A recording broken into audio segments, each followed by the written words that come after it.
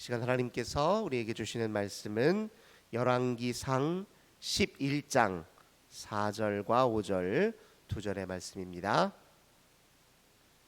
열왕기상 11장 4절과 5절 두 절의 말씀입니다. 우리 두 절 말씀 한 목소리로 함께 봉독합니다. 솔로몬의 나이가 많을 때에 그의 여인들이 그의 마음을 돌려 다른 신들을 따르게 하였으므로 왕의 마음이 그의 아버지 다윗의 마음과 같지 아니하여 그의 하나님 여호와 앞에 온전하지 못하였으니 이는 시돈 사람의 여신 아스다롯을 따르고 암몬 사람의 가증한 밀곰을 따름이라. 아멘.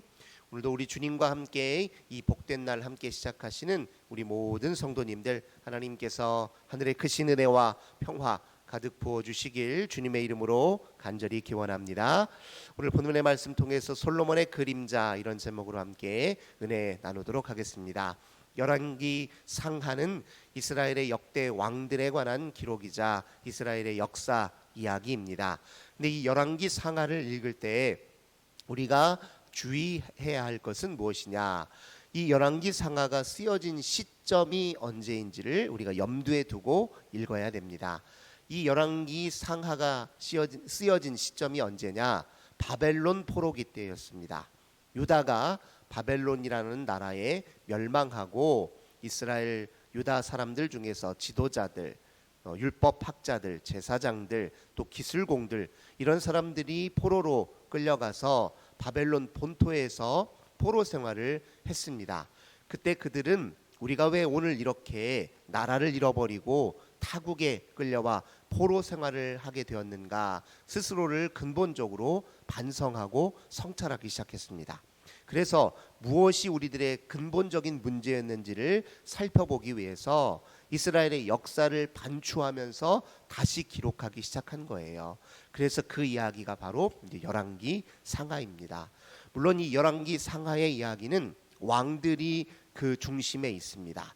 이스라엘은 무엇보다도 이제 왕정 통치, 왕정 체제였기 때문에 왕들의 통치 행위가 어떠하냐에 따라서 나라의 운명이 이제 결정이 되었지요. 그런 의미에서 왕들의 통치가 하나님의 뜻과 하나님의 율법에 준하여 이루어진 통치인지 그렇지 못하였는지를 기준으로 해서 왕들의 이야기를 기술하고 있습니다. 그래서 열왕기 상하는요, 기본적으로 반성적 의식을 가지고 반추한 역사였기 때문에 굉장히 엄격합니다. 냉혹한 평가를 내려요, 왕들에 대해서. 그래서 이 왕들에 대한 평가 이야기를 중심으로 이야기가 전개되는데, 그럼 이 평가 기준에 있어서 누가 그러면 가장 왕다운 면모를 보였느냐? 그 기준 중에 한 사람이 바로 다윗입니다. 다윗 왕이 하나님의 뜻에 맞는 왕위를 이어받아 왕정 통치를 잘했는지 못했는지를 기준으로 다윗을 기준점으로 삼아서 평가하는 것이 이제 열왕기 상하입니다. 우리가 잘 아는 것처럼 다윗이 왕위에 등극하고 왕위에 있을 때 어떻게 나라를 다스렸는지에 관한 이야기가 이제 사무엘 상하에 이루어져 있죠. 이스라엘의 초대 왕은 사울 왕이었습니다. 하지만 사울은 다윗과 대비되게 하나님의 뜻과 율법을 어겼습니다. 그가 전쟁을 앞두고 급한 마음에 사무엘 선지자가 오기 전에 스스로 제사장 역할을 취해서 예배를 드렸어요. 그런 율법을 범하는 죄를 이제 그가 저질렀습니다. 사울이 하나님 앞에 스스로 범죄하여 하나님께 버림받고 취해진 왕이 누굽니까? 그게 다윗 왕입니다. 이 다윗은 사울에게 쫓겨 도망다니면서 이스라엘의 지도자로서의 여러 품격과 자질을 갖추기 시작했습니다. 근데 그 자질 중에 가장 핵심 자질은 무엇이냐? 이 영적 자질이에요. 하나님의 뜻을 묻고 하나님이 원하시는 이 무엇인지에 귀를 온전히 기울여 주님의 뜻에 합당하게 판단하고 선택하는 그 일들을 쫓겨다니면서 훈련을 받았습니다. 그래서 그가 왕위에 오른 이후에 이스라엘 전 지파의 통일 왕으로 등극한 이후에 했던 일들을 보면 초기에 다윗의 통치는 매우 훌륭했습니다. 이제 제일 먼저 했던 일 중에 하나가 무엇이냐면 저 빼앗겼던 그 블레셋에 빼앗겼다가 이스라엘의 변방으로 밀려나 있던 이 언약궤를 다시 되찾아 이스라엘의 주둔지 예루살렘 성에 이제 안치시키는 일을 이제 가장 중요한 일로 시작했습니다. 그리고 주변 여러 이스라엘을 괴롭혔던 나라들을 하나하나 무찔러서 본래 하나님께서 이 가나안 땅에 이스라엘 백성들을 들이셨을 때 하나님이 허락하셨던 그 영토를 이 다윗 왕 때 하나하나 전부 다 회복을 하게 됐습니다. 다윗의 초기 통치의 모습은 매우 훌륭했고 역대 어느 왕들보다 아름다웠습니다. 그랬던 다윗조차도 이제 사무엘 하에 보면 실수한 것이 있지요. 우리가 잘 아는 것처럼 그가 영적으로 잠깐 방심한 사이에 무슨 일이 벌어졌냐면 자기 마음의 욕동에 이끌려서 우리아의 아내 밧세바를 부당하게 취하고 그 일이 들통날까 싶어서 우리아를 전장의 맨 앞장에 세워서 그를 죽게 한 이런 어리석은 일을 저지르게 됩니다. 이게 다윗의 실수예요. 그로 인해서 그 다윗 왕가에 굉장히 여러 어려운 일들이 생겼는데 대표적인 일이 무엇입니까? 그의 아들 압살롬이 아버지를 배반하고 쿠데타를 일으킨 사건이에요. 그런 어려움도 겪었고요. 또 다윗의 말년의 통치에 또 한 가지 더 실수를 더하는데 그게 무엇이냐면 이스라엘 전역의 군대의 규모를 확인하는 일이었어요. 근데 이게 왜 문제였냐면 잘 아는 것처럼 진짜 이스라엘의 왕은 누구였냐면 여호와 하나님이에요. 이스라엘의 모든 왕들은 하나님이 이스라엘의 진짜 왕이라는 사실을 반드시 기억하고 하나님의 뜻에 맞게 통치해야 했잖아요. 그런데 이 이스라엘의 군대 규모를 측정하고 잰다는 건 뭘 뜻하냐면 하나님보다 이 군사력을 더 의지하는 마음이 생겼다는 걸 뜻해요. 다윗이 이제 이 두 가지 실수 외에는 어떤 역대 왕들보다도 하나님의 뜻에 맞는 통치를 하게 되었습니다. 이 다윗의 그 아들 후계 구도를 누가 이어받습니까? 바로 솔로몬이 이어받습니다. 솔로몬도 초기 왕정은 굉장히 훌륭한 편에 속했습니다.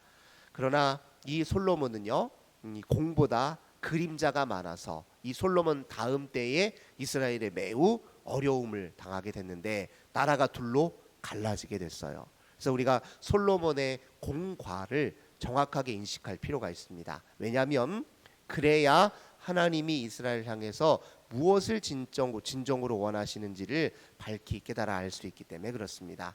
솔로몬의 초기에 우리가 잘 아는 것처럼 우리가 솔로몬을 지혜의 왕이라고 이야기하잖아요.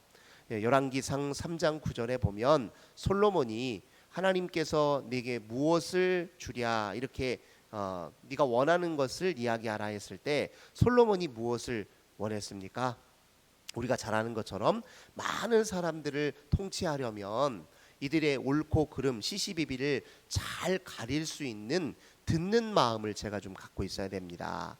이 듣는 마음을 이제 성경이 지혜라고 하는 것이고 지혜를 듣는 마음으로 표현합니다. 즉 여기서 듣는다라고 하는 것은 하나님께서 보시기에 바른 뜻, 하나님께 의로운 것이 무엇인지를 들어서 분별하는 능력을 뜻해요. 솔로몬이 참 지혜롭게도 이 듣는 마음을 구합니다. 그래서 우리가 솔로몬을 지혜의 대명사로 그렇게 일컬었던 것이죠. 이 솔로몬이 했던 중요한 업적 중에 하나가 무엇입니까? 바로 성전을 짓는 일이에요. 이 성전을 짓는 일은 바로 다윗이 원했던 일이지만 하나님은 다윗이 아니라 그 다음 때인 그 솔로몬의 때에 그것을 완공하기를 원했기 때문에 다윗은 그저 성전을 짓는 일을 준비만 했을 뿐입니다. 솔로몬이 이어받아서 성전을 건축합니다. 무려 7년에 걸쳐서 성전을 건축해요. 근데 문제는 이 솔로몬이 이제 성전을 건축한 이후에 자기 왕궁을 건축하는데요. 이 왕궁은 성전보다 더 크고 화려하죠. 물론 더 많은 재료들과 더 많은 물자가 필요했습니다. 그래서 자기 왕궁을 건축하는 데는 13년의 세월이 걸려요. 그러니까 전체 건축하는 기간 동안 20년의 세월 동안 얼마나 많은 이제 물자가 소모되었을 거고 이게 또 그냥 짓습니까? 사람의 손길이 필요하잖아요. 많은 노동력을 동원합니다. 그리고 여기에는 많은 물자를 동원하려면 또 뭐가 필요하죠?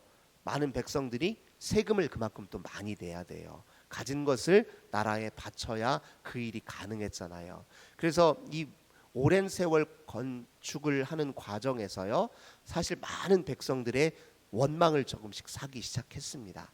근데 솔로몬은 당시에 백성의 소리들을 듣지 못하기 시작했습니다. 처음에는 듣는 마음을 구해서 왕정을 시작했는데 갈수록 백성들의 소리를 듣지 못하고 또 하나님의 뜻이 무엇인지에 관해서도 점차 그 귀를 잃어가기 시작했습니다. 더군다나 이제 솔로몬 때에 이 주변들과의 외교책을 굉장히 중요하게 여겼어요. 그래서 솔로몬이 주변국과 외교 관계를 잘 맺기 위해서 어떤 정책을 썼느냐? 통혼 정책, 그러니까 혼인 정책을 썼단 말이에요. 다른 나라 왕의 공주와 결혼을 함으로써 그 나라와 일종의 사돈 관계를 맺는 거죠. 그래서 이렇게 다른 나라와 평화를 이루기 위해서 결혼 정책을 통해서 외교 정책을 썼단 말이에요. 근데 그것이 일종의 나중에 함정이 되고 그것이 올무가 되고 맙니다. 솔로몬이 얼마나 많은 이제 후궁들과 부인들을 거느리고 있었냐. 오늘 우리가 읽었던 11장 3절을 보니까요. 솔로몬 왕의 후궁이 700명이고 첩이 300명이다. 이런 표현을 쓰고 있어요. 그리고 솔로몬 11장 1절에 보면 솔로몬 왕이 바로의 딸 외에 이방의 많은 여인을 사랑하였으니 곧 모압과 암몬과 에돔과 시돈과 헷 여인이라 이렇게 표현해요. 바로 왕의 딸은 이집트의 바로 왕을 뜻해요. 그러니까 정말 여러 나라의 공주들과 결혼을 했고 그 여인들과 나름의 이제 사랑의 관계를 맺었습니다. 근데 문제는 여기 함정이 있었다는 것이죠. 2절을 보겠습니다. 여호와께서 일찍이 이 여러 백성에 대하여 이스라엘 자손에게 말씀하시기를 너희는 그들과 서로 통혼하지 말며 그들도 너희와 서로 통혼하게 하지 말라. 그들이 반드시 너희의 마음을 돌려 그들의 신들을 따르게 하리라 하셨으나 솔로몬이 그들을 사랑하였더라. 그러니까 그 여인과 결혼한다는 것은 그 여인이 믿고 있던 신을 나도 모르게 받아들일 수 있는 위험성을 안고 있잖아요. 아니나 다를까 오늘 우리가 읽었던 본문에서 이렇게 표현합니다. 솔로몬의 나이가 많을 때에 그의 여인들이 그의 마음을 돌려 다른 신들께 따르게 하였으므로 왕의 마음이 그의 아버지 다윗의 마음과 같지 아니하여 그의 하나님 여호와 앞에 온전하지 못하였으니 이렇게 표현하죠. 솔로몬이 처음에는 다른 나라와 평화 관계를 맺기 위해서 썼던 그 외교책이 올무가 되어서 결국 여호와 하나님이 아니라 다른 이방 신들을 섬기게 되는 이런 일들을 자행하고 말았던 것입니다.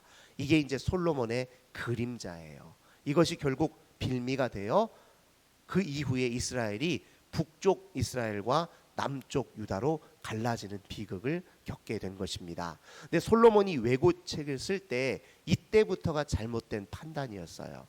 사실 이스라엘의 진짜 왕이 여호와 하나님이시고 여호와 하나님이 왕으로서 이스라엘을 다스린다면 이 주변국들과의 관계, 즉 외교적인 힘과 외교책을 통해서 관계를 맺을 필요가 없지요. 여호와 하나님이 통치하시면 그 외교책보다 능하신 하나님의 통치로 인하여 이스라엘은 당연히 더 풍요해질 것이고 더 강건해질 텐데 솔로몬은 그 순간 하나님이 아니라 외교력을 발휘함으로써 하나님의 뜻을 거스르기 시작했던 것입니다.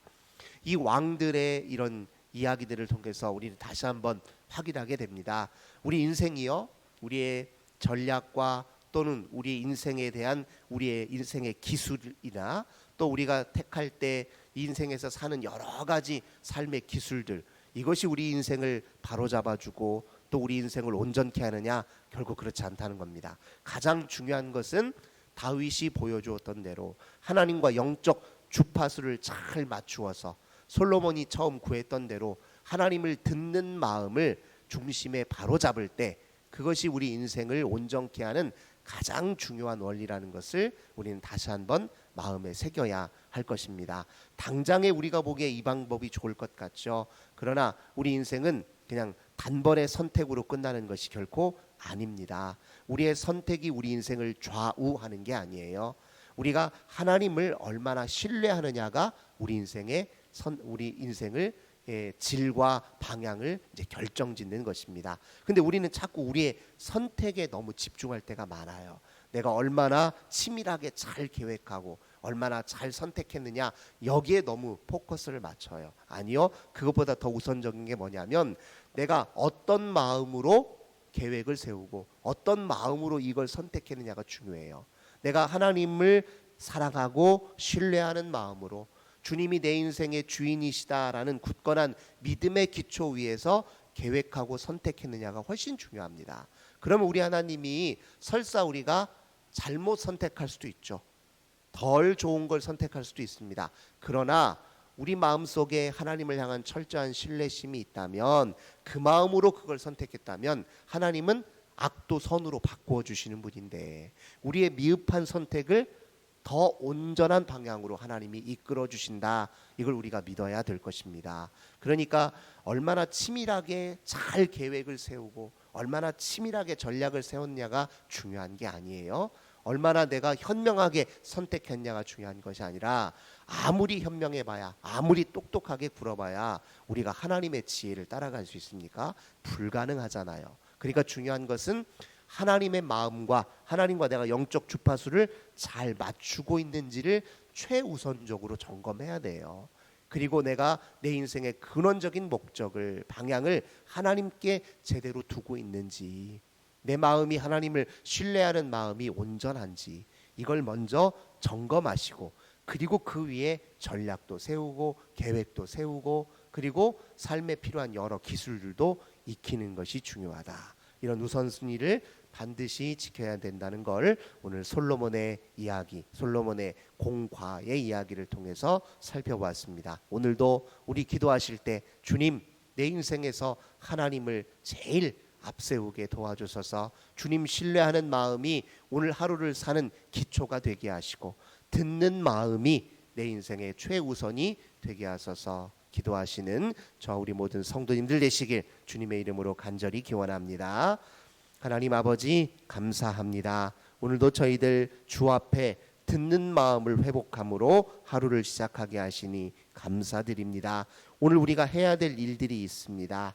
오늘 우리 인생에 또 아침부터 우리가 할 일들을 계획할 텐데, 그 모든 것보다 하나님을 찾는 일이 우선이게 하옵소서. 영적으로 교만해지지 않도록 저희들을 붙드셔서 우리 주님을 향한 영적 민감성을 회복하도록 도와주옵소서. 주님을 전적으로 신뢰하고 오늘 하루의 삶도 친히 주인이 되어 이끄실 하나님을 온전히 우리 마음에 모시고 이 복된 날 시작하게 하옵소서. 그리할 때 우리 인생에 늘 앞서가시어서 우리 인생을 더 아름답고 선하고 좋은 방향으로 풍요한 삶으로 이끌어 주실 우리 주님을 기대하게 하옵소서. 예수님의 이름으로 간절히 기도드립니다.